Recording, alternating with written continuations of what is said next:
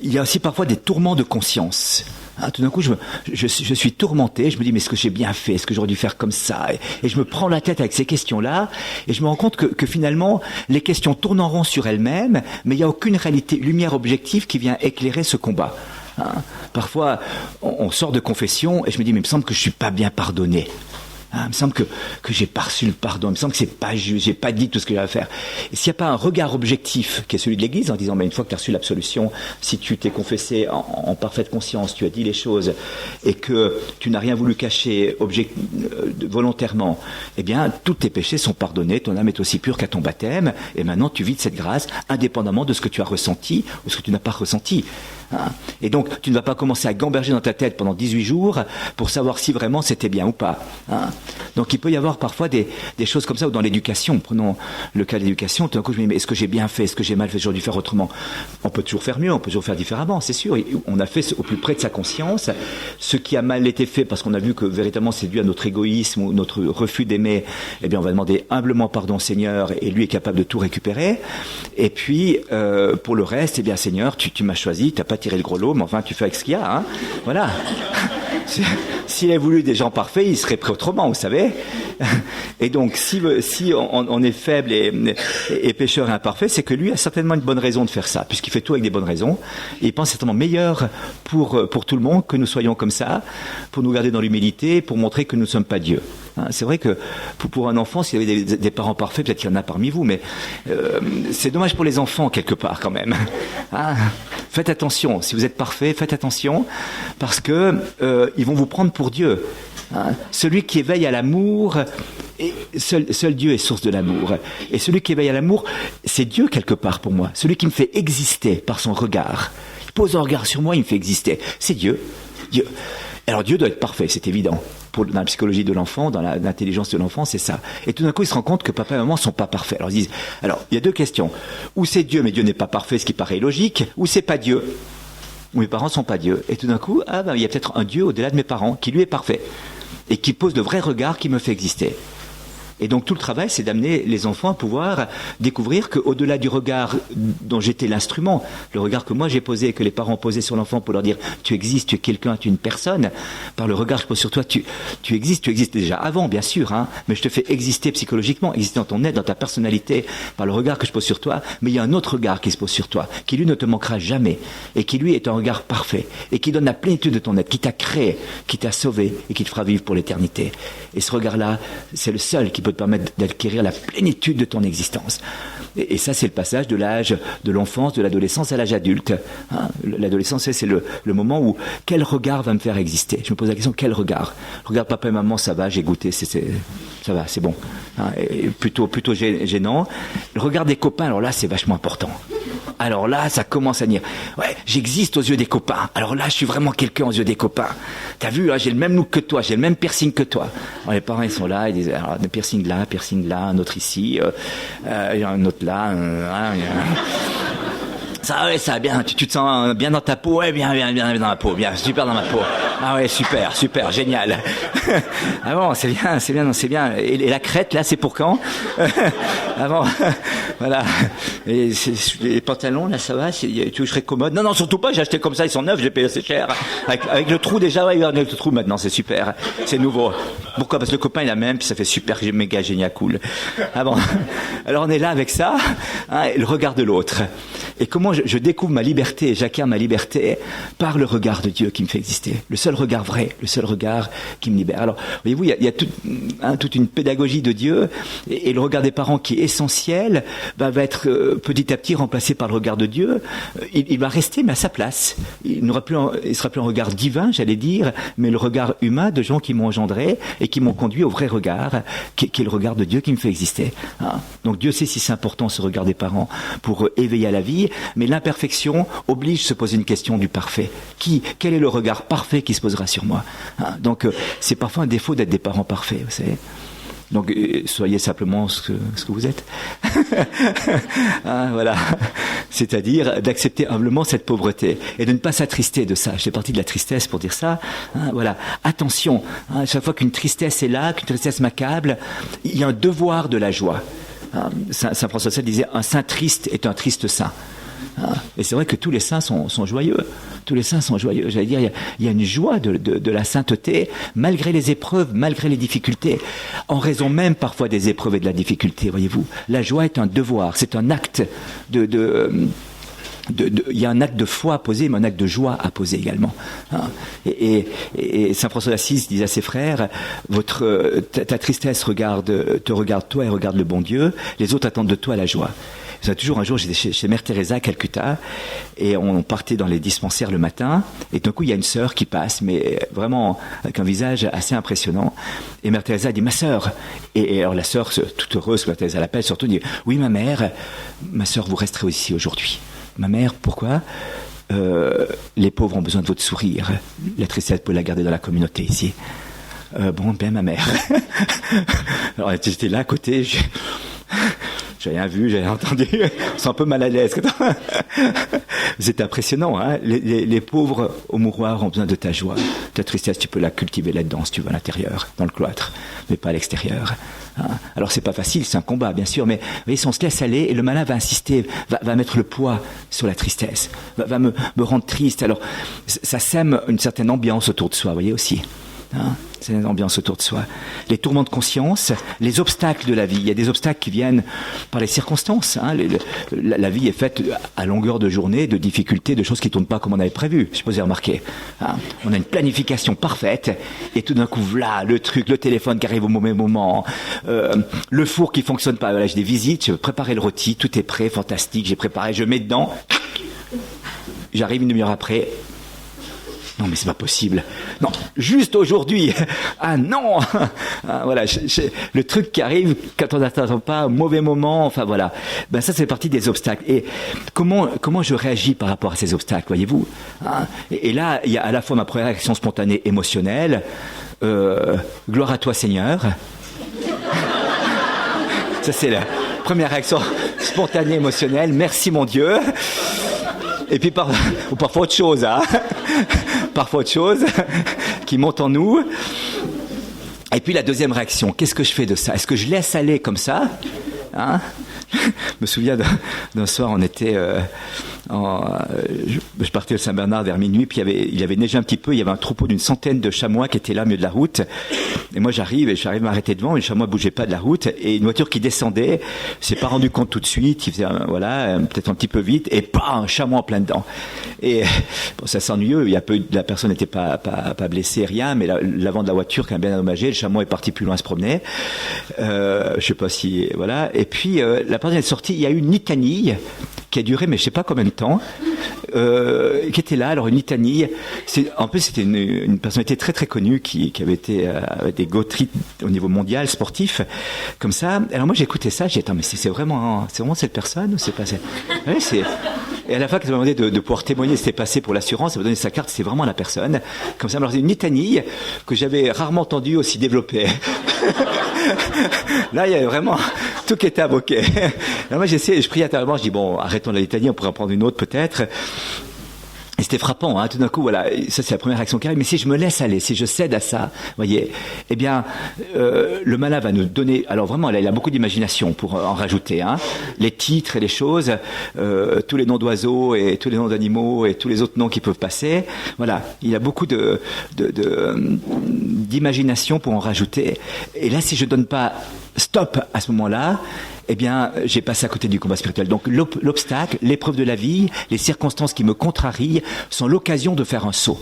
Hein, de la même manière que le cheval devant l'obstacle, c'est pas pour taper dedans et le casser. Il arrête devant le mur en concours. Alors le gars dit, vas-y, on fonce. Oh non, c'est pas le jeu.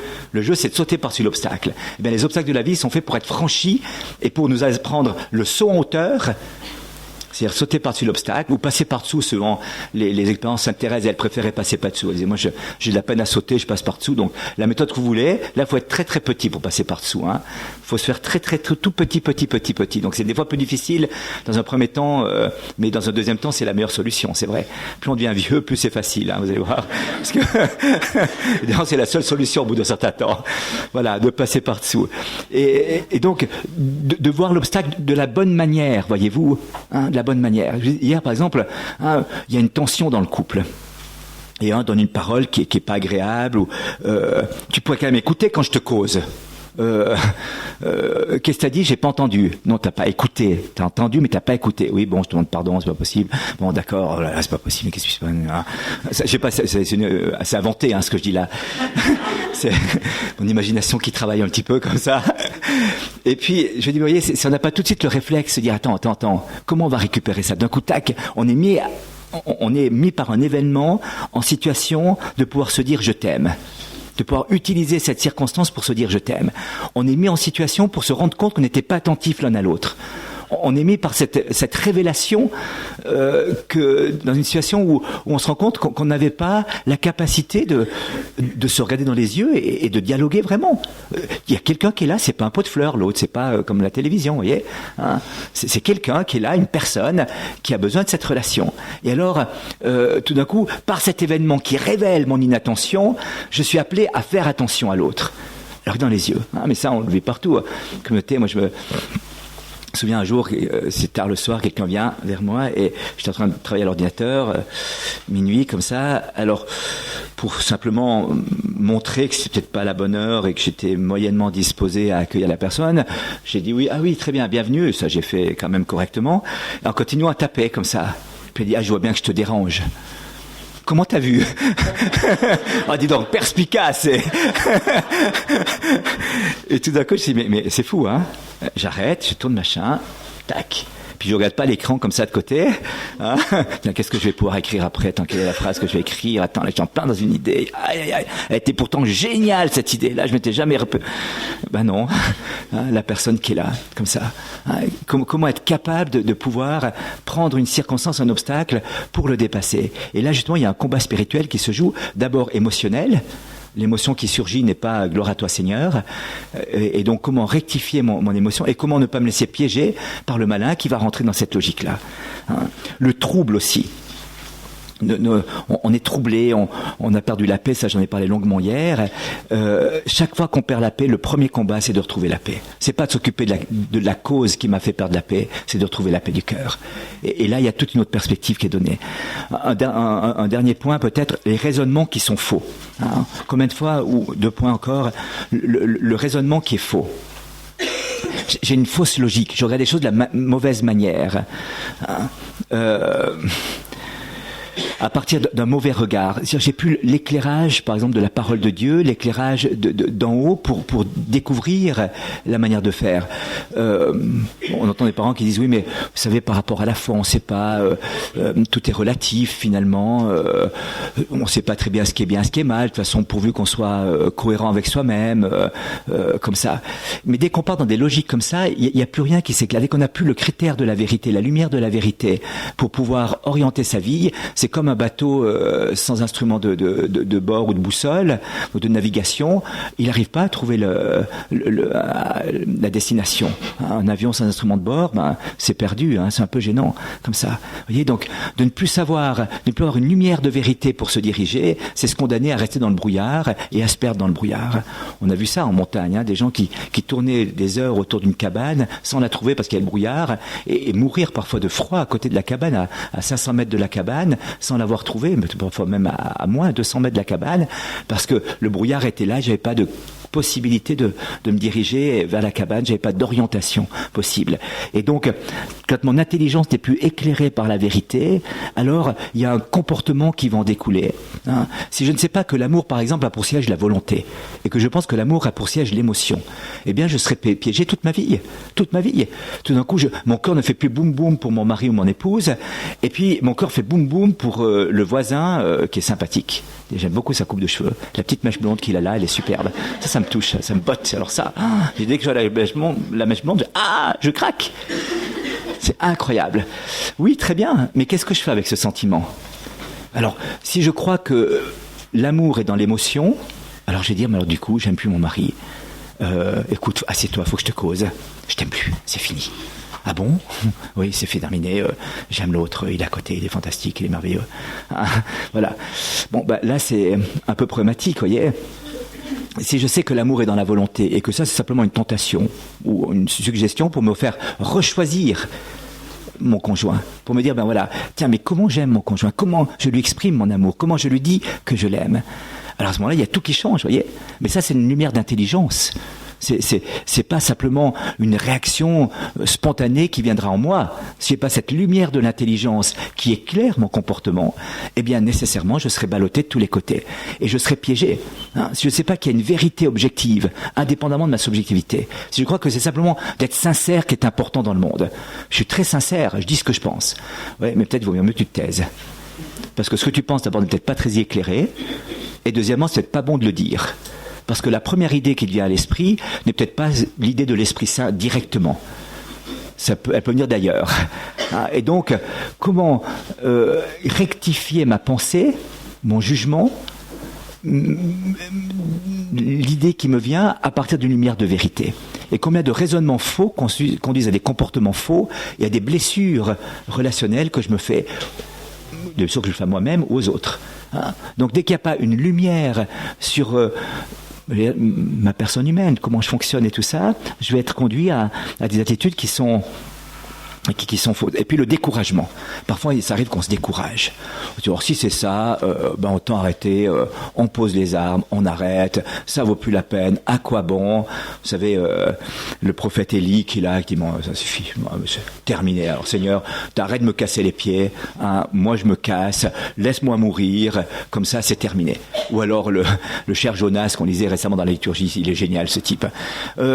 Seigneur, il appelle, Jonas, oui Seigneur, tu vas à Ninive, tu leur dis que dans 40 jours sera détruit parce qu'ils manquent comme des asticots, c'est pas possible, on peut pas continuer comme ça. Tu vas leur dire, ok Seigneur, je pars dans l'autre direction. Alors Seigneur le rattrape. Jonas, oui, tu m'as repéré.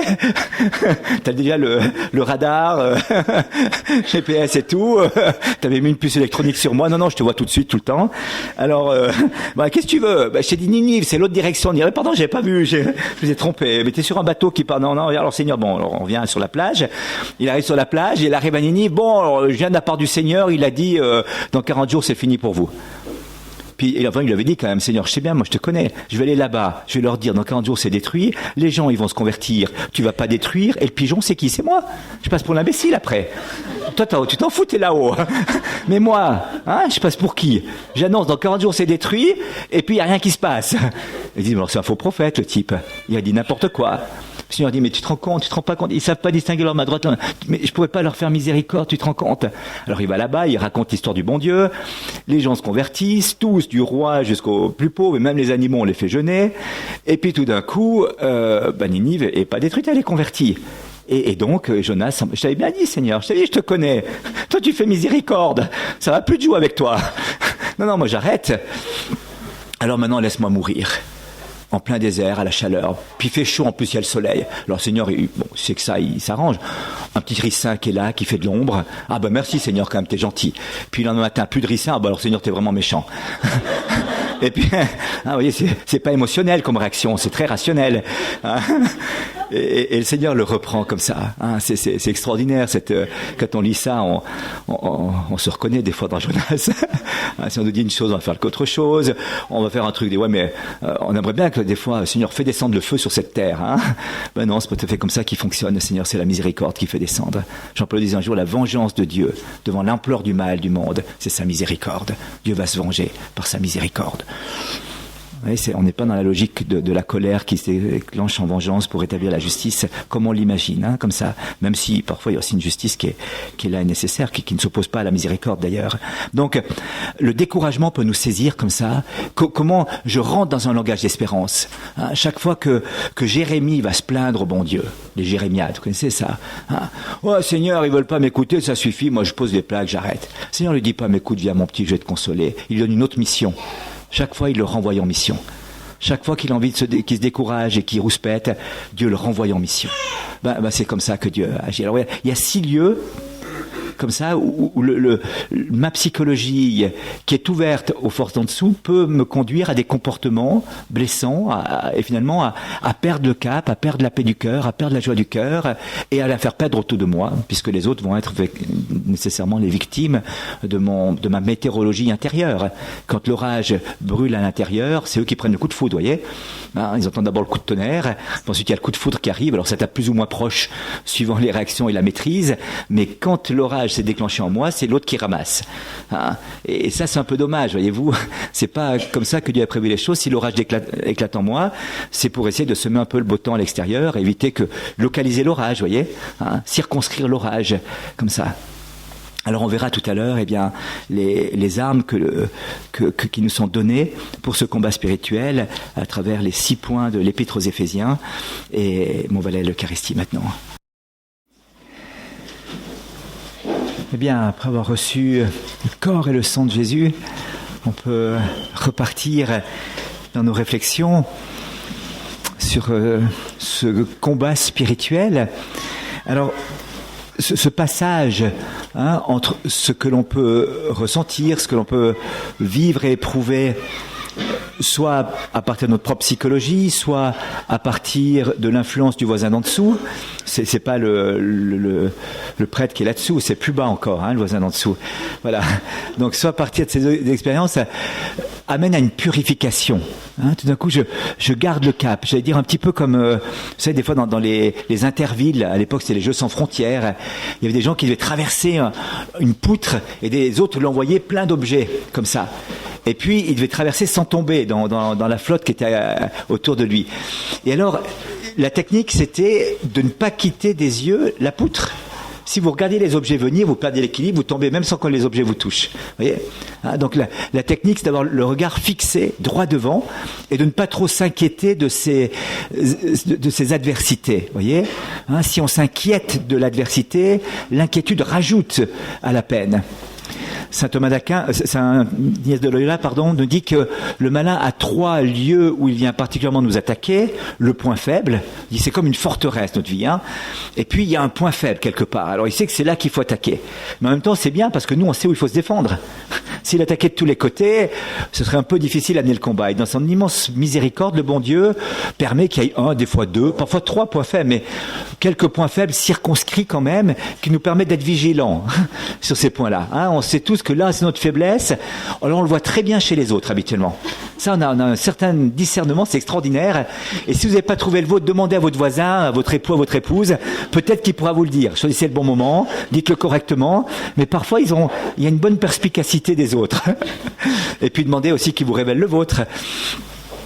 Voilà, donc la capacité de voir le lieu où le malin va pouvoir avoir pris sur nous. Le deuxième aspect, c'est le secret, le silence. Dis rien, c'est pas grave, ça passera comme c'est venu. N'en parle pas, ça vaut pas la peine. Mais à quoi bon parler? Je veux pas déranger quelqu'un pour parler de ça. Ça vaut pas la peine. Ça se résoudra par lui-même. Et ça, c'est un piège du malin. Vous savez, le secret, on appelle le démon du silence, qui peut nouer jusqu'aux gorges à un moment donné, au point que j'arrive pas à parler du problème qui perturbe ma vie personnelle, qui perturbe ma vie familiale, qui perturbe ma vie professionnelle, qui casse tout autour de moi, qui semble anodin à première vue, mais qui en fait sème le trouble et la zizanie partout.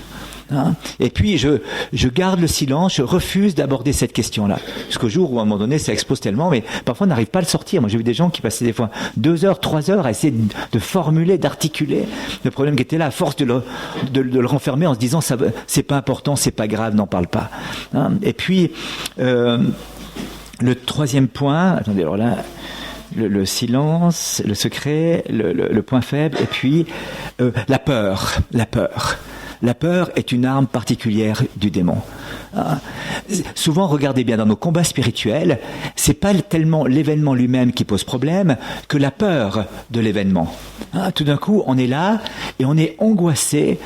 On a une pensée qui nous vient. Moi, penser des choses comme ça, mon Dieu, aïe. Ben oui, c'est toi. C'est encore pire. Si tu voyais tout, tu partiras au pas de course. Donc, c'est pas grave. Il y a des situations qui sont là difficiles, mais le surcroît de difficultés qu'on rajoute par la peur rend la situation insurmontable. Donc il y a une croix qui est assumée par le Seigneur, qui est la croix du quotidien, de ce qui est notre vie quotidienne. Et puis il y a une croix supplémentaire qu'on y rajoute par la peur. Et la peur est vraiment une arme du malin. Regardez l'angoisse qu'on se fait pour des choses qui vont venir, qui ne sont pas. Hein. On porte parfois des culpabilités du passé, sans se décharger dans la miséricorde de Dieu, et on se fait des angoisses pour l'avenir qui n'est pas encore là. C'est une religieuse un jour, c'est une mère supérieure qui m'a raconté ça, dans un monastère carmélitain. La religieuse va trouver le père spirituel du monastère. Elle dit: mon père, ça va plus. C'est terrible.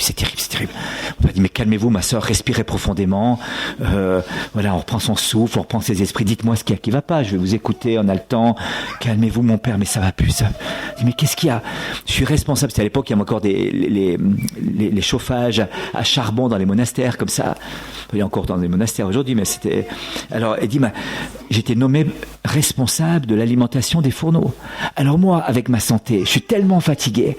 Pour alimenter les fourneaux, je dois me lever 1 heure avant les autres.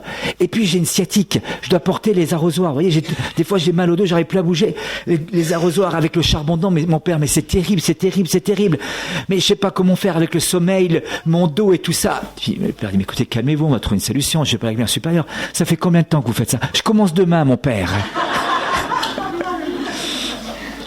Alors, le père a dit: bon, on va voir les choses autrement, on va calmer les choses.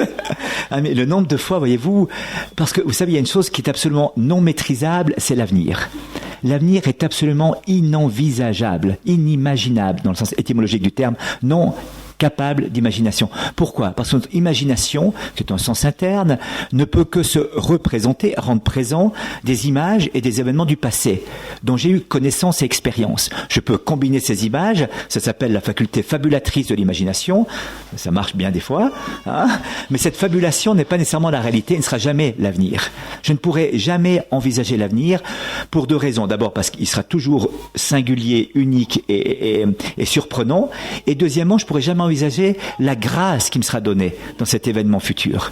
Ça, c'est absolument inenvisageable. Je sais dans la foi qu'elle me sera donnée et que Dieu ne permettra jamais une épreuve au-dessus de mes forces et qu'à chaque épreuve, il donnera une grâce supplémentaire pour la porter. C'est la parole de Dieu qui nous le dit et Dieu n'a pas l'habitude de dire des mensonges.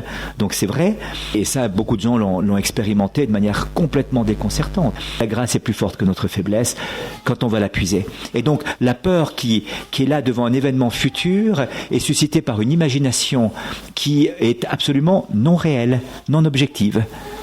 Et donc, ce qu'il faut faire, ce n'est pas d'imaginer l'avenir, mais de s'abandonner dans le présent en implorant la grâce de Dieu pour vivre l'avenir tel qu'il se présentera à nous. Alors, ce combat spirituel que nous avons à vivre tous les jours, ou en tout cas une fois tous les 2 ans quand même, on voit bien nous rejoindre profondément. Et cette purification qui va en résulter s'appelle la nuit. Une nuit des sens. Tout d'un coup, je dois passer du réflexe de ma sensibilité et de la réaction de ma sensibilité, ma réaction première devant une situation, à une réaction raisonnée, pensée, voulue et vue à la lumière de la foi. Ça, c'est tout le travail à faire. Et donc, il y a un arrachement qui va se produire en moi. Alors, on m'a posé la question de la nuit de Mère Teresa. Vous savez, le monde entier a parlé depuis l'article du Times sur Mère Teresa.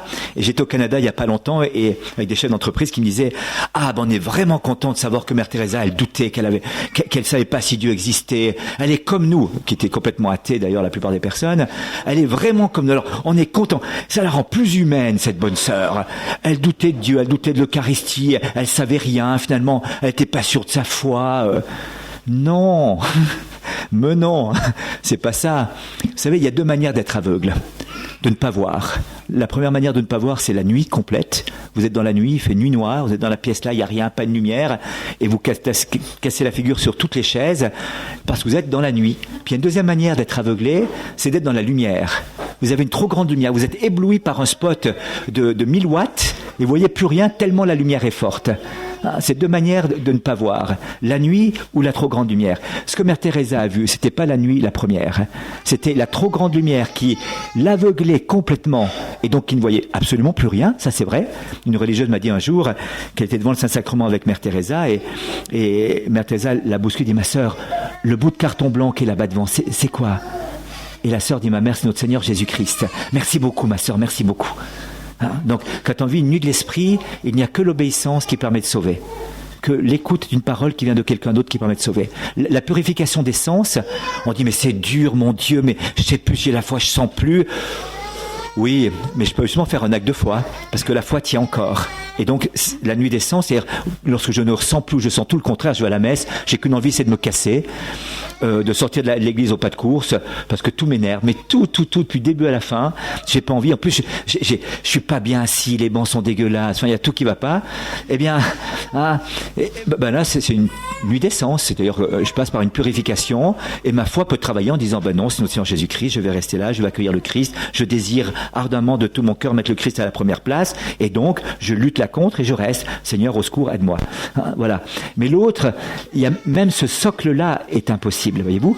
Socle-là, Dieu n'a jamais existé, n'existe jamais. Et Mère Teresa a vécu 50 ans l'agonie de Gethsémani, l'angoisse de Jésus au Jardin des Oliviers, où il a sué du sang. Et on sait que la sueur de sang est un phénomène qui peut se produire dans des circonstances extrêmes, où je crois, les médecins sont parmi nous pourraient nous dire, mais il y a une telle contraction par l'angoisse des muscles, les vaisseaux capillaires explosent et le sang perle en surface. Donc c'est pas une figure qui a été prise en sorte d'exagération biblique, c'est une réalité vécue dans des prisons de torture, où les prisonniers, sachant ce qui les attendait, avaient une telle angoisse qu'ils arrivaient à suer du sang, et on a compris à travers cette expérience atroce ce que le Christ a dû vivre au Jardin des Oliviers. Donc Mère Teresa était tellement devant la lumière, tellement illuminée, c'est Saint Jean de la Croix qui nous dit ça, qu'elle ne voyait plus rien en raison de la trop grande lumière qui l'éclairait. Mais les autres voyaient qu'elle rayonnait, vous voyez, c'est ça, hein, la différence entre ceux qui sont dans la ténèbre, on les voit pas même, ces gens, parce qu'il fait nuit tout autour, et puis ceux qui sont dans une trop grande lumière, où eux ne voient plus, mais nous on voit, ça marche. On va dire, oui, alors là, t'es éblouissant. Ben moi je vois rien. Oui, mais ça c'est pas grave. Nous on sait et on voit que t'es éblouissant. Hein? Donc c'était une purification qui est très rare dans la vie mystique, qui est une participation particulière à la vie de Dieu. On a vu ça, chez Marthe Robin a vécu ça, mais Thérèse de l'Enfant Jésus a vécu ça, bien sûr, Jean de la Croix, Thérèse d'Avila avant aussi, mais dans ces temps, Padre Pio a vécu 50 ans de nuit de l'esprit aussi comme ça, 50 ans, et Mère Teresa 50 ans. Et peut-être qu'on saura un jour que Jean-Paul II a aussi vécu quelque chose comme ça, je sais pas, hein, mais là, je le prononce. Mais il semblerait que par quelques signes et quelques témoignages que j'ai eus que quelque chose comme ça a dû se passer. C'est Saint Jean de la Croix, pour donner une proportion, dit qu'une seconde de nuit de l'esprit est plus douloureuse que 1000 coups de fouet, pour faire une proportion. Hein, de la souffrance intérieure que peut vivre une personne qui vit une nuit de l'esprit. Et Sainte Faustine, qui a vécu ça aussi d'ailleurs, Jésus lui dit à un moment donné, sache que quand quelqu'un accompagne une personne qui a une nuit de l'esprit, une chose qui serait pas même un péché véniel chez un accompagnateur spirituel peut devenir un péché mortel quand il manque de délicatesse à l'égard de cette personne. C'est-à-dire qu'il y a une telle souffrance, une telle angoisse que le monde semble s'effondrer. Et il n'y a plus que l'obéissance qui peut tenir une personne comme ça. C'est-à-dire qu'il y a une parole dite de l'extérieur qui devient la seule possibilité de tenir, autrement tout s'effondre. Je me souviens d'avoir accompagné une personne comme ça, et un jour, par manque de patience, c'est terrible comme angoisse et pour la personne qui est là, et je lui dis, écoute, tu fais comme tu veux. Et la personne s'est écroulée physiquement devant moi. C'est l'âme qui s'écroulait, mais le corps a lâché devant moi. Et là, j'ai cru que je l'avais tuée, quoi. J'ai cru qu'elle était morte. Parce qu'il ne restait plus que l'obéissance. Il fallait dire justement la parole qu'il fallait pour dire la chose. C'est pas une soumission aveugle, au contraire. C'est un abandon, et Dieu veut que ça passe comme ça. Voilà, donc le livre vient de sortir en anglais, là, avec les lettres spirituelles de Mère Teresa à ses confesseurs et ses pères spirituels, où on est introduit un petit peu dans ce mystère. Et elle a eu une seule lumière durant les 5 ans, 3 jours, à la mort de Pie XII. Pie XII décède, et Pie XII était le premier à reconnaître les missionnaires de la charité, donc la congrégation de Mère Teresa, et à sa mort, 3 jours de ciel. Et quand elle est retombée dans la nuit de l'esprit, elle dit elle-même dans sa lettre, je n'avais qu'une seule idée dans ma tête, c'est me suicider. Je ne pouvais plus vivre une souffrance pareille. Et à un moment donné, il n'y a qu'une parole qui est revenue, et si c'était pour sauver une seule âme, j'accepterais encore des souffrances plus grandes s'il le fallait, avec toi Jésus. Donc, de passer du ciel à l'enfer, quand on a goûté le ciel, ça pose quand même quelques difficultés, vous comprenez bien. Et donc, elle vivra ça. Alors, tout le discours qu'on a fait là-dessus, toutes ces choses, elle n'avait pas la foi, elle doutait et tout ça, ça n'a absolument rien à voir avec ce que certains peuvent vivre dans le monde en disant, oui, moi, il y avait des théologiens qui avaient écrit des livres comme ça, je doute donc je crois. Il y avait un grand professeur de théologie qui avait écrit ça comme livre. La foi est une certitude. Si vous sortez du garage avec votre voiture et que le garagiste vous dit, écoutez, vous avez réparé la voiture, oui, écoutez, juste 2-3 petits problèmes, je vous avertis, les freins, je suis pas sûr qu'ils tiennent tout le temps, vous verrez à l'usage, je sais pas très bien. Le volant, non, j'ai vu qu'il y avait un boulon desserré, j'ai serré comme j'ai pu, mais il lâche de temps en temps, donc vous verrez peut-être des virages, ça tourne pas quand vous tournez comme ça, mais faut juste aller voir, vous revenez si jamais il y a un problème. Et puis, alors la pédale des gaz, un truc bizarre, elle se coince des fois, mais allez-y sans problème, la facture c'est là. Revenez sans souci. Alors venez, je vous accueille quand vous voulez. Je vous prends tout de suite s'il y a un problème. Merci beaucoup. Je vous laisse la voiture, je vais voir un autre. On s'engage pas sur un doute, voyez-vous. On risque pas sa vie sur un doute. On engage sa vie sur une certitude. Et la foi est une certitude. Certitude. Ou alors j'engage pas ma vie, je vais jouer au billes ailleurs, voyez. Et c'était comment s'appelle-t-il, Pierre Goursal, fondateur de la communauté de l'Emmanuel, qui un jour voit une personne arriver en disant, mais je sais pas si Dieu, voyez, est-ce qu'il existe vraiment, est-ce que c'est vraiment ça? Puis au moment, Pierre Goursal tape le poing sur la table et dit, mais non, ça suffit. Vous arrêtez de croire en vos doutes et de douter de votre foi. Vous allez commencer à croire en votre foi et douter de vos doutes. Et ça, c'est un ruse du malin, vous voyez, une ruse du malin, de nous faire croire en nos doutes. Il y a un doute qui vient et j'y adhère. Et je commence à le travailler. Et là, alors, c'est fantastique, parce qu'on a une intelligence qui est extrêmement compétente pour creuser jusqu'au bout le doute et tout foutre en l'air. Et pour douter de la foi. Ouais, mais vraiment, est-ce que tu es sûr de ce truc? Est-ce que vraiment? Et ce qu'il faut faire dans le combat spirituel, c'est croire en notre foi et chasser le doute en doutant du doute. Vous voyez le piège, ça paraît tellement évident. Dit comme ça, c'est très rationnel ce que je vous dis là. Croire en la foi, douter du doute, il n'y a pas de réflexion plus rationnelle que celle-ci. Et pourtant, on croit en notre doute et on doute de notre foi. Alors on y croit en notre doute alors. Alors là, des fois, je dis à des personnes qui sont là avec leurs doutes et leurs questions sur Dieu, je dis, mais t'as une foi à déplacer les montagnes, toi. Comment ça, j'ai une foi à déplacer? Mais oui, tu crois tellement ton doute à tes questionnements que j'ai jamais vu une foi pareille dans aucun chrétien. Une telle adhésion de certitude à tes doutes, à tes questionnements, que c'est vraiment fabuleux. Alors là, c'est une foi inébranlable. Inébranlable. Tu crois en tes doutes tellement que j'ai jamais vu une foi pareille chez un chrétien. Vraiment. Alors là, c'est fascinant. T'es vraiment. L'athéisme est une foi extraordinaire. Quand on voit Lénine qui croit ce qu'il raconte, c'est quand même assez impressionnant. Bon, il se trouve qu'il y a quand même eu 70 millions de morts à la suite. C'est quand même grave. Mais enfin, ils y croyaient à leur histoire. Je racontais hier soir à des jeunes, je dis mais c'est quand même incroyable. Au bistrot Landolt à Genève, jusqu'à minuit, en train de boire des pots, le cher Vladimir Ilitch Ulyanov, avec ses petits copains, décide de faire une révolution en Russie, et le monde entier est chaviré. Il y a 70 millions de morts, sans compter tous les autres, mais 70 millions directs de cette tragédie. Pour un type qui boit des verres à Genève et qui se dit comment faire pour changer le monde ou emmerder le monde, je sais pas, enfin faire quelque chose en tout cas dans ce monde, exister dans ce monde. Je me dis mais si nous les chrétiens on avait une même conviction, on est un petit peu nombreux autour de la table du bistrot Landolt à Genève, et qu'on se dit maintenant on va faire une révolution d'amour, il y aurait des choses qui se passeraient. Des choses qui se passeraient. Si on avait la même foi en Christ qu'eux ont eu dans leurs doutes, dans leur foi athée ou leur foi en leur révolution, il y aurait vraiment des choses qui se passeraient. Vraiment des choses qui se passeraient. C'est vraiment impressionnant.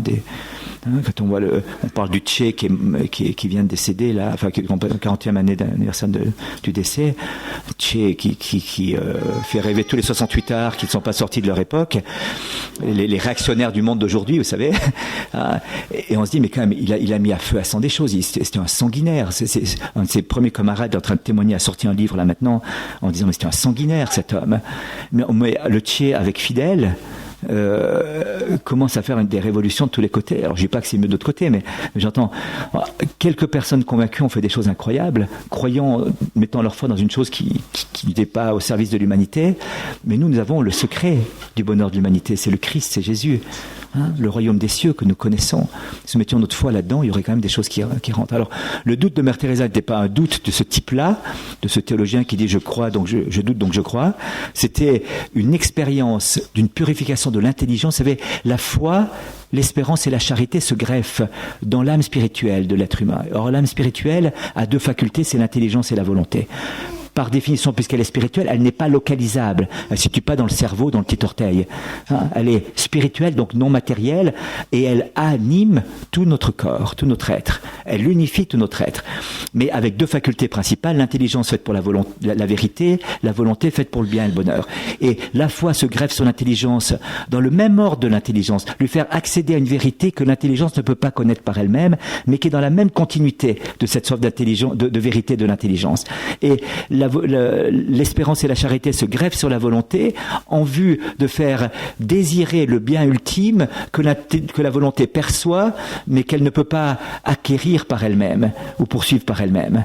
Et donc il y a une grâce surnaturelle greffée sur la nature qui nous fait nous tendre vers Dieu et toucher Dieu, tel qu'il est en lui-même, par ce don gratuit de Dieu, qui sont les trois vertus théologales, foi, espérance et charité. Et les dons d'Esprit Saint viennent de la même manière perfectionner le don de piété, de crainte, de piété, viendra perfectionner la volonté. Le don de science, de conseil, d'intelligence et de sagesse viendra perfectionner l'intelligence. Le don de force viendra conforter la volonté pour persévérer jusqu'au bout. Donc tout se greffe là-dessus, sur la nature. Et ce qui se passe dans une nuit de l'esprit, c'est que cet enracinement dans la nature est perturbé. Voyez-vous, nous dans la nuit des sens, dans la purification passive, comme on dit, c'est notre sensibilité qui combat avec notre nature rationnelle. Et notre nature rationnelle doit gouverner, quelles que soient les tempêtes. Un peu comme un bateau qui, quel que soit le vent et la provenance du vent, garde le cap et le gouvernail bien tendu. Ça, c'est notre manière de gouverner notre vie. Si le vent vient là, je dresse la voilure différemment, je tiens le gouvernail bien sec et je garde le cap. Je ne vais pas naviguer au gré du vent. Ceux qui naviguent au gré du vent, c'est ceux qui naviguent au gré des passions et qui se trouvent au milieu de la mer à couler au bout de quelques temps. Mais donc, je garde le cap, quelle que soit la provenance du vent. Dans la nuit de l'esprit, et ça je peux le faire, parce que j'ai toujours le gouvernail qui tient. Dans la nuit de l'esprit, le gouvernail est cassé, semble cassé quelque part, semble cassé. Il y a un gouvernail électronique super puissant de la part du Seigneur qui nous guide, mais le gouvernail semble cassé. La voilure, je ne la maîtrise plus, et je suis ballotté, malgré moi, dans ma nature rationnelle même, dans ce qui est le lieu même d'enracinement de la vie théologale, la vie surnaturelle en nous. Et donc, tout ce qui est le socle de notre vie spirituelle est ébranlé. Sans qu'il n'y a plus rien. Alors que moi, lorsque ma sensibilité me pose dans un sens, je peux me référer à la parole de Dieu, m'accrocher à ça et m'appuyer là-dessus. Dans la nuit de l'esprit, plus. Ce socle-là même est comme enténébré par la lumière trop grande qui l'éclaire et qui fait que je vois plus rien. Alors, je vous dis des mots et jour on le vit, c'est autre chose. Mais voilà, pour bien comprendre qu'il y a vraiment une différence radicale entre ce qu'on dit, oui, elle a douté comme tout le monde, donc on est vraiment content qu'elle soit comme tout le monde. Peut-être qu'elle a eu ça au début de son chemin de foi, mais les 50 ans qu'elle a vécu, c'était pas ça. Voilà. Alors, ça fait partie du chemin de purification. Voyez-vous, le combat spirituel, il est quotidien, il est à chaque instant. Chaque instant, je dois choisir entre la vie et la mort. Chaque instant, je dois choisir entre le bonheur ou le malheur. Chaque instant, je dois orienter mon être.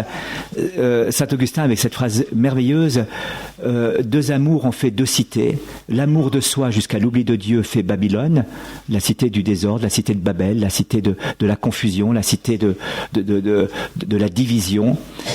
Et l'amour de Dieu jusqu'à l'oubli de soi fait Jérusalem, la cité céleste. Et quand vous regardez bien, notre vie, c'est une clé d'interprétation spirituelle. Notre vie, c'est ça. Enfin, je ne sais pas vous, mais moi en tout cas, ça se résume pas mal à ça. Chaque fois que je m'arrête et je me dis, bon là, c'était quoi ? C'est l'amour de moi jusqu'à l'oubli de Dieu. Et là, et des autres, bien sûr. Et là, c'était quoi ? C'était l'amour des autres jusqu'à l'oubli de moi. Ça, c'est moins plus rare. Le premier, ça se voit assez souvent. L'amour de soi jusqu'à l'oubli de Dieu et des autres. Et le deuxième, de temps en temps, on est surpris. Je dis, tiens, oh mon Dieu, là, tiens, je dirais, dis donc, impressionnant. Merci Seigneur, parce que alors là, c'est vraiment pas moi. Voilà. Donc, c'est deux amours qui font deux cités, voyez-vous. Et là, voyez-vous, c'est tout simple. Dans un couple, on a Babylone ou on a Jérusalem. On a Babylone, on a Jérusalem. Jérusalem, c'est pas déjà le ciel, mais c'est la cité Yerushalayim, la cité de la paix, là où Dieu a son temple, sa maison, au milieu, et que par conséquent, la paix rayonne à partir de là. Et la manière d'établir Babylone ou Jérusalem va dépendre du choix de l'amour. Ou c'est l'amour de moi jusqu'à l'oubli de l'autre, c'est-à-dire l'égoïsme qui va gouverner, mon propre confort, ma propre personne qui va être au cœur de tout, sont la belle définition de l'égoïste. L'égoïste est celui qui ne pense pas à moi. L'égoïste, c'est celui qui ne pense pas à moi. C'est très bien, je trouve. Et puis, l'autre manière, c'est l'autre qui est premier. C'est l'autre qui est premier. Et par conséquent, je vais rivaliser de délicatesse, d'attention et d'amour pour que l'autre soit écouté dans la vérité, pas n'importe comment, bien sûr, hein, dans la vérité de l'amour, dans la vérité de l'être, dans la vérité des choses. Et voilà, hein, ça se résume à ça. Alors, comment mener ce combat spirituel? Quelles sont les armes? Je vous disais que saint Paul aux Éphésiens nous avait donné quelques instruments qui sont fantastiques. Je vous relis ce texte de saint Paul. Donc, Éphésiens 6, 10 à 17, surtout la deuxième partie, 13 à 17. C'est pour cela donc on a parlé du combat contre les principautés, les puissances et les régisseurs de ce monde de ténèbres, donc quelque chose qui nous dépasse, et là il faut prendre des armes spirituelles, c'est-à-dire aussi les anges de lumière, notre ange gardien, il est là pour ça. Il n'est pas là d'abord pour nous empêcher de nous tordre de pied en jouant au football, l'ange gardien, il peut faire ça, c'est pas son job premier, voyez-vous. Le job premier d'un ange gardien, c'est nous conduire au ciel et nous conduire à la béatitude éternelle, c'est ça. Subsidiairement et généreusement et de surcroît, il évitera qu'on sorte d'un pied si c'est nécessaire. Si c'est mieux pour nous d'être immobilisés quelque temps, alors il ne gênera pas de nous laisser poireauter quelque temps avec le pied dans le plâtre pour nous faire réfléchir à autre chose. Il y a un prêtre qui a été enlevé en Turquie il y a quelques années en arrière, le père Santo, non c'est Santo celui qui a été assassiné, mais un autre, j'oublie son nom maintenant, et qui dit « J'étais enlevé par mes ravisseurs, mais surtout enlevé par Dieu. » Il a passé 8 mois dans une prison, une cage, comme ça, et dit, eh bien, c'est la première fois que je me suis remis à prier depuis des années. J'étais là, je m'activais, je servais le Seigneur, hein, mais je ne priais pas, je ne priais plus. Je ne servais plus Dieu, je n'étais plus dans cette démarche de service du Seigneur. Et je fonctionnais. Et là, arrêté, il me dit, mais heureusement que Dieu m'a enlevé. C'est pas mes ravisseurs qui m'ont enlevé, c'était les instruments extérieurs. Mais celui qui m'a vraiment arraché, c'est Dieu. M'isolant et me réapprenant la vie intérieure, me réapprenant à prier et me ramenant dans une attitude différente. Et combien de fois c'est arrivé, hein, si on commence à pester contre les événements, vous savez, le réel, c'est une chose importante dans ce chemin spirituel, de savoir que le réel est le lieu à travers lequel Dieu me parle et dans lequel il me communique sa grâce. La grâce, c'est-à-dire la vie divine, le secours de Dieu, m'est communiqué à travers le réel. Les événements du réel, les personnes, les rencontres sont des canaux de la communication de la grâce de Dieu. C'est pour ça que lorsqu'on n'est pas attentif au présent, on ne reçoit pas la grâce non plus. Vous voyez ? C'est très piégé. Si je ne vis pas dans l'instant présent, eh bien, je passe à côté de la grâce, je passe à côté des canaux que Dieu a institués pour me communiquer sa vie et son secours. Et donc, c'est comme sous la douche, vous mettez à côté, ça ne marche pas. Même si vous avez de la bonne eau, avec la douche super perfectionnée, 18 jets différents, avec tous les types de vibrations possibles de votre douche, le meilleur produit de douche, fantastique, extraordinaire, qui nettoie non seulement à l'extérieur mais aussi à l'intérieur, tout le machin fantastique, eh bien, pour avoir tout ça à disposition, si vous n'êtes pas sous la douche, ça ne marche pas. Et si on n'est pas dans l'instant présent, ça ne marchera pas. D'une part, parce que le réel est le seul lieu objectif, réaliste de ma vie. Le passé n'est plus, l'avenir n'est pas encore le réel. L'aujourd'hui est le seul lieu réel. Petite fille disait, c'est pour ça qu'on l'appelle le présent. C'est un cadeau du bon Dieu. Voilà, l'aujourd'hui est un présent, c'est le cadeau du bon Dieu qu'il m'a donné, le seul qui m'a donné. Et dans ce présent, il me donne aussi sa grâce. L'irruption de l'éternité dans le temps, cette conjonction de l'éternité et du temps, donne à l'instant présent une dimension qui dépasse complètement le temps chronologique, qui en fait ce qu'on appelle un kairos en grec, un temps de visite de Dieu, et qui est à la fois la manière à travers laquelle Dieu me parle, l'obéissance au réel devient une pédagogie divine, et en même temps le lieu même de la communication de la grâce de Dieu. Ça peut être une parole que vous entendez. C'est pas par hasard qu'on est à des endroits. Vous savez, le hasard n'existe pas. Il disait que le hasard c'était le nom que utilisait Dieu quand il voulait rester anonyme. Eh bien, je crois qu'il y a quelque chose comme ça. On appelle hasard des concours de circonstances qui nous sont complètement providentiels et qui est la manière délicate de Dieu de venir nous rejoindre quand on ne veut pas trop adhérer à lui directement. Et donc, dans ce réel, il me parle. Telle rencontre, telle personne, telle lecture, tel événement.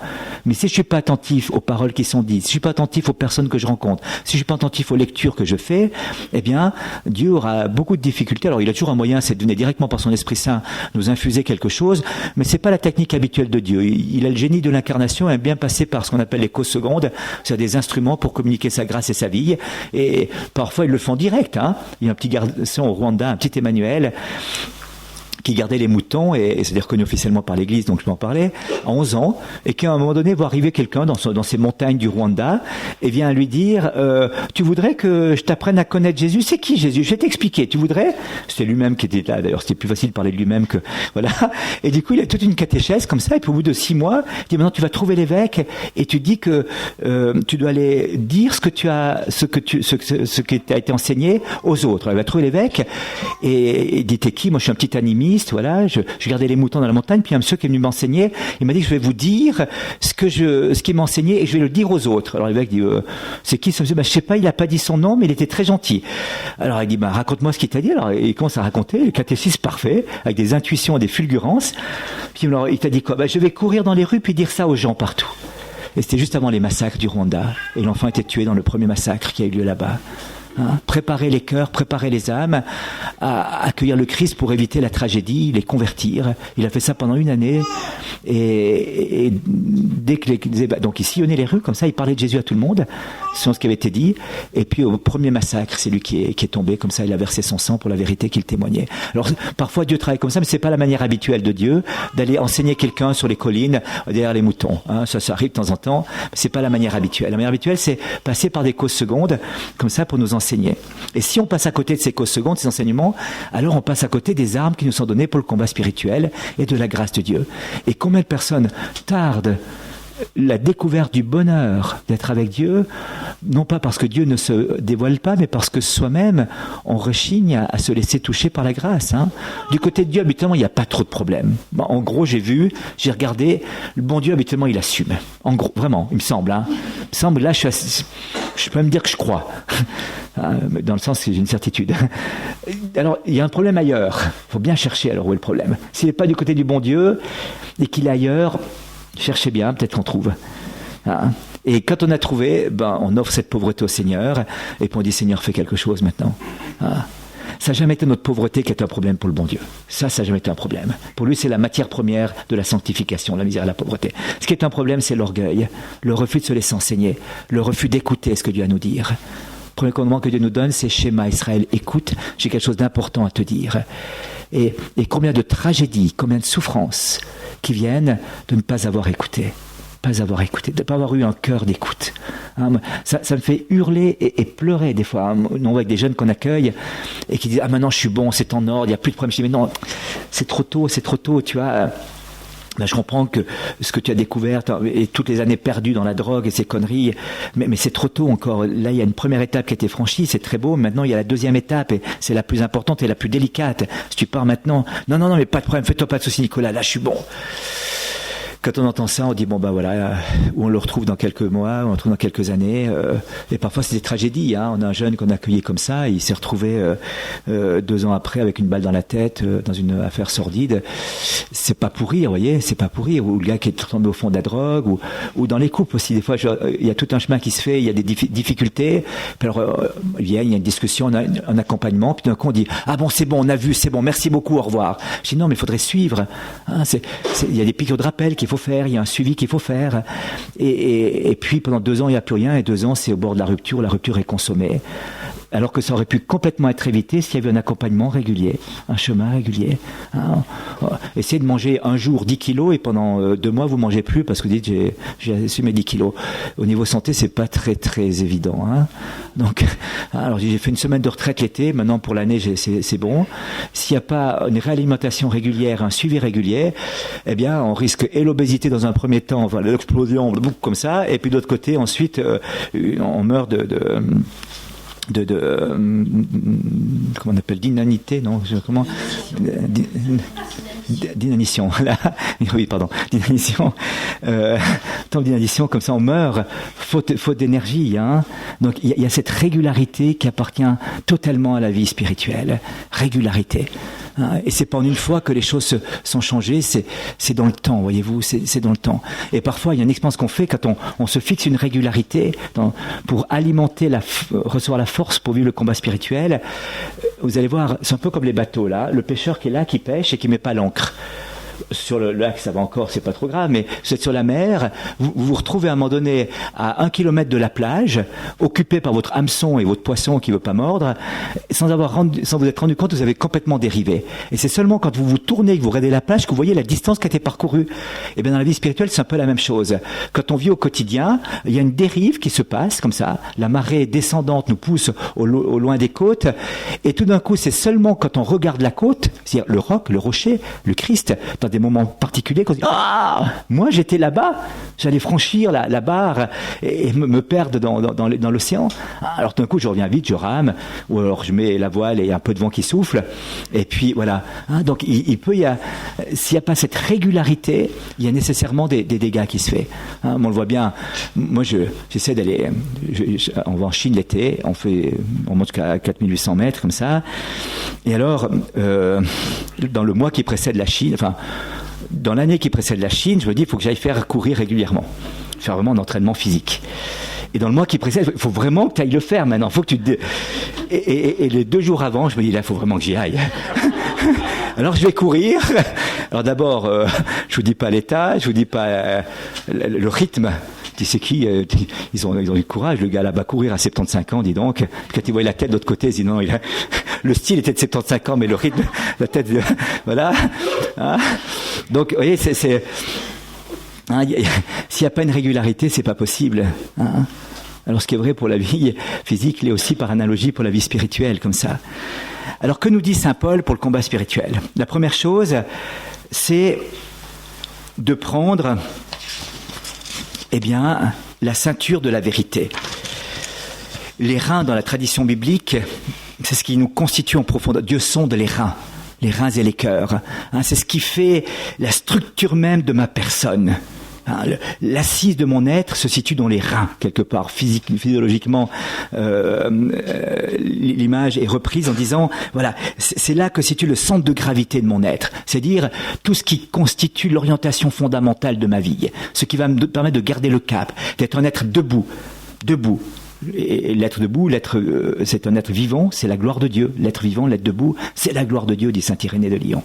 La gloire de Dieu se manifeste dans le fait qu'il remet ses enfants debout. Alors, les reins a toute cette symbolique. Je vais ceindre ces reins, c'est-à-dire mon intelligence, ma volonté, tout ce qui structure ma personnalité, par la vérité.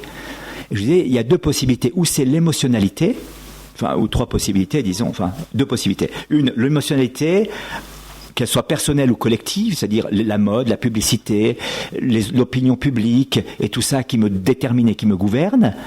Et dans ce cas-là, je suis pigeon d'émotions ou de slogans ou d'idéologies.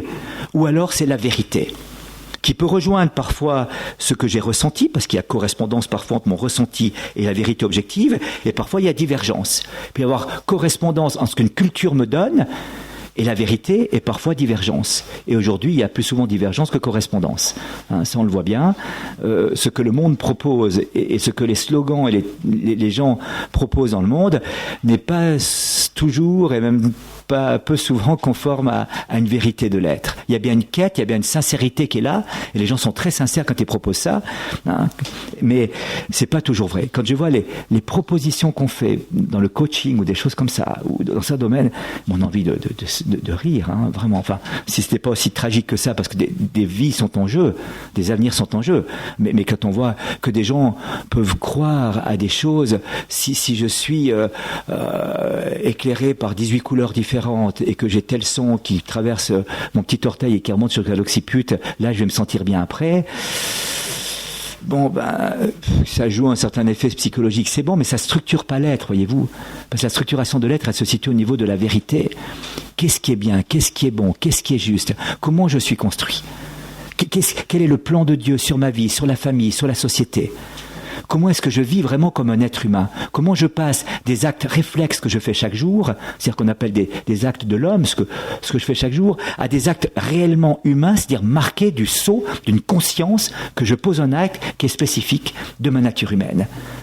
Je peux me lever le matin comme Médor qui sort, c'est vraiment, ça c'est pas possible, encore clac, Voilà. Et puis tu vois, non, moi avant le café, c'est pas possible. Alors, moi, c'est zombie.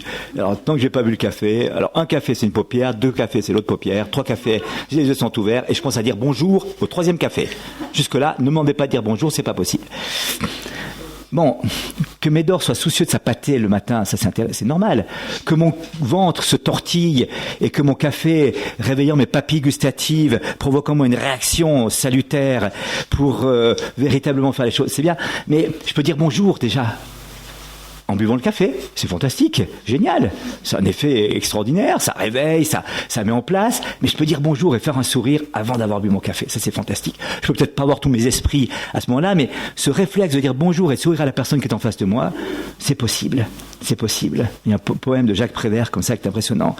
Il s'est levé, et il a pris sa tasse, il a mis son café dans la tasse, il a versé l'eau dans la tasse, il a mis le sucre dans la tasse de café, il a mis du lait dans la tasse de café, et puis il est parti sans dire au revoir, et moi j'ai pleuré.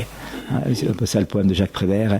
Voilà. Comment je suis capable, dès l'instant, de faire sursauter en moi mon humanité, de telle sorte que je suis capable de surmonter mon ressenti pour poser un acte d'amour, tout de suite. Et puis, on peut être plus fatigué le matin, c'est vrai, plus de peine à se lever comme ça, c'est tout à fait possible. Et donc, mon café va me secouer, tant mieux. Merci Seigneur de me donner un café pour me secouer. Mais je suis capable quand même, avant, de poser un sourire et de dire bonjour. Hein, voilà. Et si c'est uniquement le café qui provoque ça, c'est peut-être pas tout à fait juste parce que le moins peut pas le plus. Hein, l'effet physique ou physiologique du café ou psychologique du café, peut-être même des fois, hein, eh bien, ne suffit pas à réveiller la charité théologale qui doit habiter notre cœur. Voyez-vous ? La charité précède les choses, à tel point que quand on n'a pas un certain nombre de biens extérieurs, on est capable quand même de poser un acte de charité. On est capable de surmonter le ressenti pour vivre quelque chose. Et ça, c'est la vérité qui va me le dire, voyez-vous. Donc, ce qui structure une personne et ce qui me rend libre, c'est la vérité.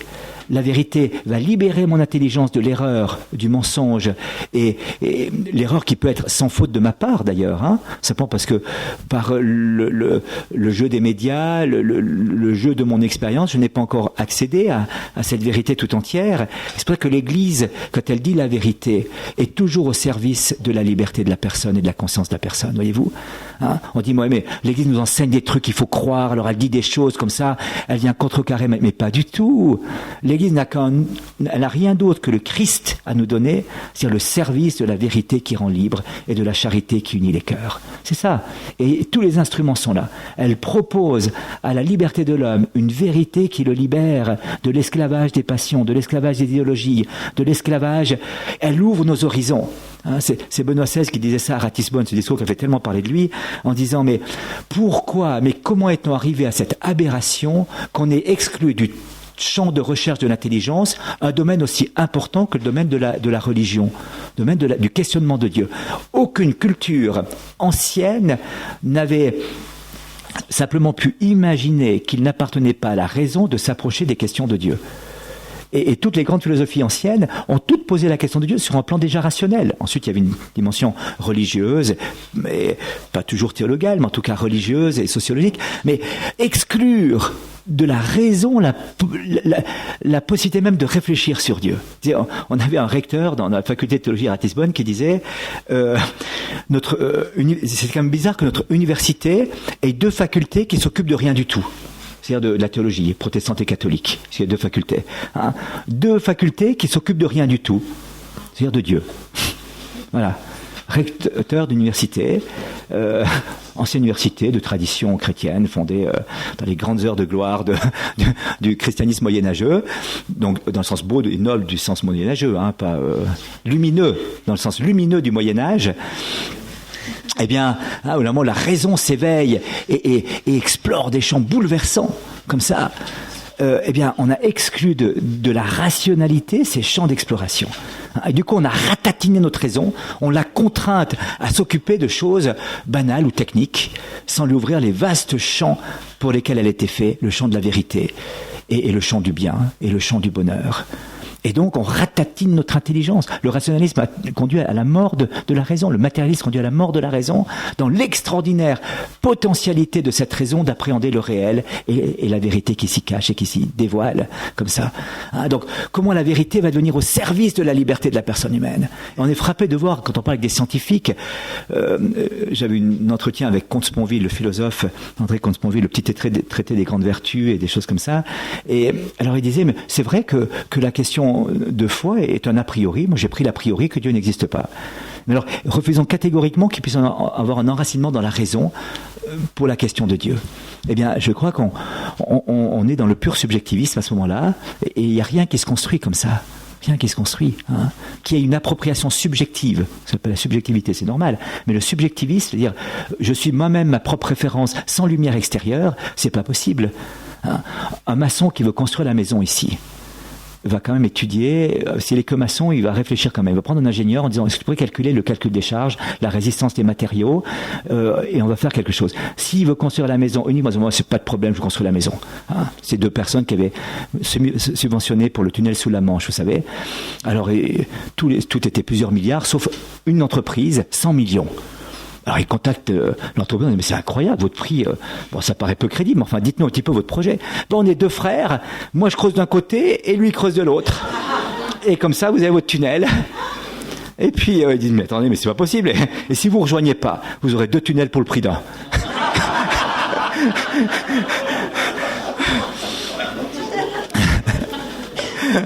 Allez, on n'est pas comme ça, nous on donne. Voyez, c'est sympathique, mais c'est pas très réaliste.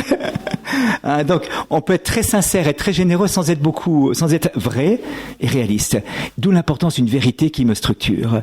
Et l'Église est toujours au service de l'homme et de la famille et de la communauté humaine tout entière en donnant la vérité qui libère et en donnant la vérité, en proposant à la liberté de l'homme une vérité qui libère sa liberté. Une liberté qui est prise en esclavage et en servitude par les passions et par l'idéologie ne conduit pas au bonheur, c'est pas possible. Seule la liberté de l'enfant de Dieu acquise par la vérité me conduit à la plénitude du bonheur. Et je donnais un jour une conférence avec un jésuite très célèbre en France devant 500 enseignants et qui parlait de la liberté au sens de Jean-Paul Sartre du terme. L'important c'est de poser un acte, peu importe qu'il soit positif, peu importe, la liberté elle doit s'exprimer, même si il n'y a pas de sens positif et négatif. Le sommet c'est l'expression de sa liberté. Je suis moi-même mon propre créateur, je suis moi-même la propre personne qui s'achève, indépendamment de toute autre règle extérieure qui, si elle m'était imposée, deviendrait l'enfer. Et alors il expliquait ça, la liberté, peu importe. Vous voyez, l'important c'est de poser un acte, même si c'est mal, on s'en fout, pourvu que j'aille poser un acte libre. C'est ça qui est important. Alors moi j'entendais ça, je dis mais je frémissais à côté, j'étais sur ma chaise comme ça, et je dis non c'est pas possible. Alors j'ai prévu quelque chose, j'ai changé complètement, je dis voilà, fantastique, c'est extraordinaire, une vision de la liberté, une fulgurance de la liberté, vraiment, c'est pour ça d'ailleurs que le Christ est venu, j'en suis certain, pour nous rendre libres. Seulement il faut juste compléter la réflexion en disant qu'il n'y a pas de liberté sans vérité, seule la vérité nous rend libres. Je vais vous parler maintenant de la vérité. Alors après, c'est lui qui fulminait sur son siège. C'était génial. On a alterné les angoisses existentielles au point que ça s'est terminé dans un common agreement sympathique, mais pas plus. Ça n'a pas été très loin d'entente. Mais c'est ça. C'est toujours cette... Qu'est-ce qui va me libérer ? La ceinture de la vérité, ce qui va tenir mon être. Non seulement à l'extérieur, le pantalon, mais mon être, ce qui va ceindre mes reins, orienter mes reins, j'allais dire, non pas les cadenasser, mais les structurer au point de permettre la liberté. Mon squelette n'est pas un obstacle à l'expression de mon être, de mon corps, il est la possibilité même d'exprimer la plénitude de mes mouvements. Si je n'ai pas de structuration d'un squelette, je ne pourrais pas, je serai un mollusque, et ça va. Il n'y a pas une grande liberté de mouvement chez le mollusque. Vous voyez, donc la structuration de la vérité permet une liberté d'expression des choses. La deuxième chose, la cuirasse de la justice. Alors, c'est pas tant la justice dans le sens religieux, enfin comment dirais-je, théologique du terme, qui est la justification, c'est-à-dire le fait que Dieu nous ajuste et nous accorde à son cœur. C'est aussi ça peut-être, mais c'est avant tout la justice au niveau des comportements. Vous savez, la justice au niveau au niveau moral, c'est de rendre à chacun ce qui lui est dû. C'est une vertu qui s'exerce et qui consiste à placer l'autre avant moi-même. Or, on a assisté au 19e siècle, à cause du marxisme, à une inversion complète de la notion de justice. Jusque-là, c'était le mouvement de moi vers l'autre, qui est le même mouvement que l'amitié et le même mouvement de l'amour. Ce qui permettait de dire que la justice était la mesure minimale de l'amour. Tout est un même mouvement de moi vers l'autre, d'abord dans une justice, rendre à chacun ce qu'il est dû, dans une amitié, une certaine gratuité, et dans l'amour surnaturel qui est la pure gratuité, sans rien attendre en retour. L'amitié implique une réciprocité, et l'amour, c'est le don total. Eh bien, au 19e siècle, qu'est-ce qu'on a fait avec le marxisme? La justice, c'est ce que moi je revendique pour moi. Les autres sont tous injustes, prolétaires de tous les pays, unissez-vous et cassez la gueule aux riches. C'est-à-dire, l'autre est un ennemi pour toi. Et tu ne te poses pas la question, qu'est-ce que toi tu peux apporter au bien commun, mais qu'est-ce que les autres ont à t'apporter. Ça s'appelle la société d'assistance. Je revendique sans cesse les choses. Et moi, combien de fois, je vois des gens qui disent, écoute, moi j'ai payé mes primes de caisse maladie, par conséquent, j'ai le droit d'être malade chaque année d'un certain nombre qui permet de récupérer mes primes. Voilà. Eh bien, je dis, c'est terrible, hein, et conçoivent comme ça la justice. C'est juste que je récupère mes primes. J'ai le jour où tu as un cancer, alors tu arrêtes à 1000 francs par année de traitement, parce que là, tu auras payé tes primes. Tu auras récupéré tes primes, ou 2000 francs. Là, c'est bon. Après, tu dis au médecin, ne me soyez plus. Là, j'ai atteint le sommet de mes primes. 2000 francs. Ça va pas beaucoup de traitement, hein. Ça ira pas très loin ton traitement, ça je peux te dire, hein. À part quelques consultations, ça ira pas très loin. Alors, à ce moment-là, tu accepteras de faire ça? On voit, c'est aberrant. Ça conduit nécessairement à une impasse rationnelle, cette logique-là. Mais n'empêche que c'est ce qui est habituel. Pour deux raisons. D'abord, un peu naturel, parce qu'on est plutôt tendance à penser à soi qu'aux autres d'abord. Je sais pas, ça arrive des fois, hein. Et puis, deuxièmement, parce que, idéologiquement, on a été formaté comme ça. La justice, c'est ce que je revendique. Les gens se lèvent dans la rue, on veut des sous, faites-nous justice. Ben, qu'est-ce que vous faites, vous, pour aider, pour produire? On veut travailler 18 heures par semaine, gagner 10 000 francs par mois, et puis on veut surtout 6 semaines de vacances. Bravo, fantastique. Revendiquons. Très bien. Alors qu'il y ait des injustices à réparer, c'est tout à fait normal. Hein, qu'il y ait une action à faire de ce côté-là pour que chacun ait ce dont il a besoin. Notamment le salaire familial. L'Église a tellement insisté depuis le 19e siècle sur un salaire qui permette à une famille de vivre tout entière. Ce qui est absolument injuste de ne pas recevoir dans un travail qui prend à plein temps un salaire qui permette à la famille de vivre. C'est pas normal.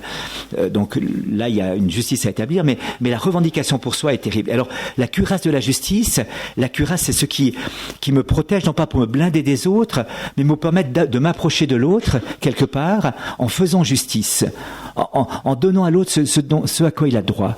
La première chose qu'il a le droit, c'est le regard, c'est le ton de ma voix délicat, c'est la parole, c'est le service, c'est le geste, l'attention, l'écoute.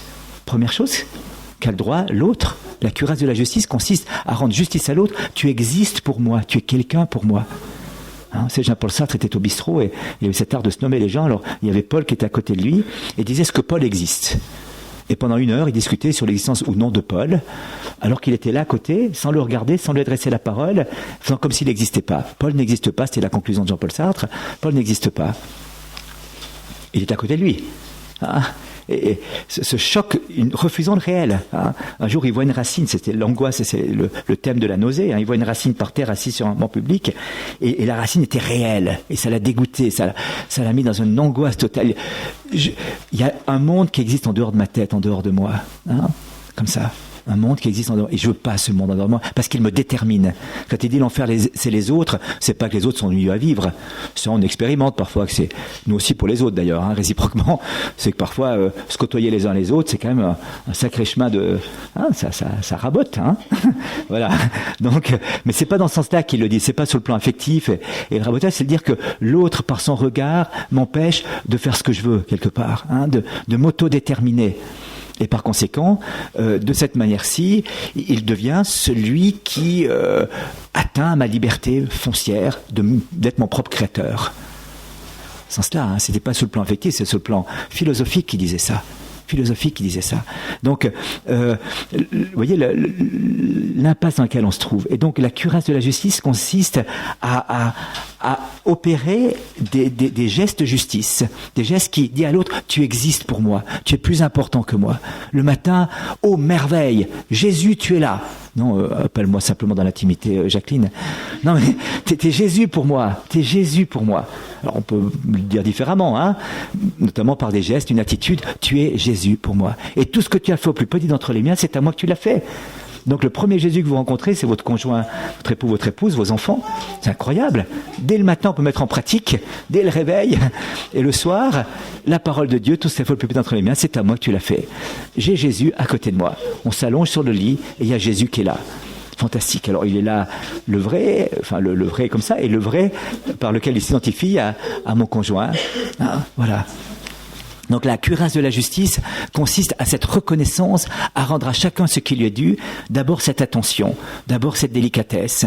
Hein. Et si je le fais pas, voyez-vous, c'est un combat spirituel, parce qu'on voit bien que c'est pas peut-être le mouvement spontané que nous aurions, et que deuxièmement, si je ne rentre pas dans cette logique-là, non seulement je fais du tort à l'autre, mais je me fais du tort à moi-même aussi.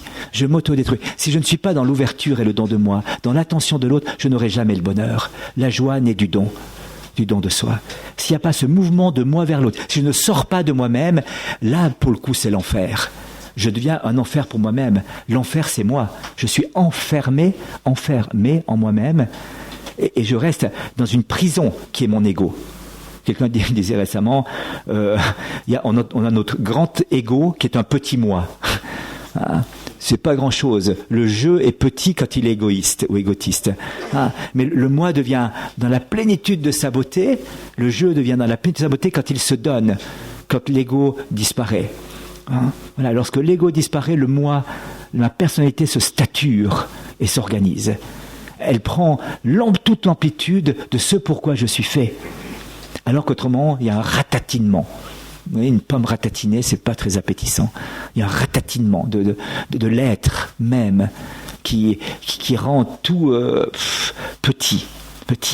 Donc, cuirasse de la justice, lieu d'un combat assez particulier qui peut aller jusqu'à la charité. Hein, mais déjà, c'était Paul VI qui avait dit ça une fois par rapport à l'aide dans le tiers-monde, et il avait dit « Ne donnez pas par charité ce qui est déjà dû en justice. » Hein, ça part, aujourd'hui, parler de justice, ça part un peu difficile. Mais écoute, nous, c'est l'amour.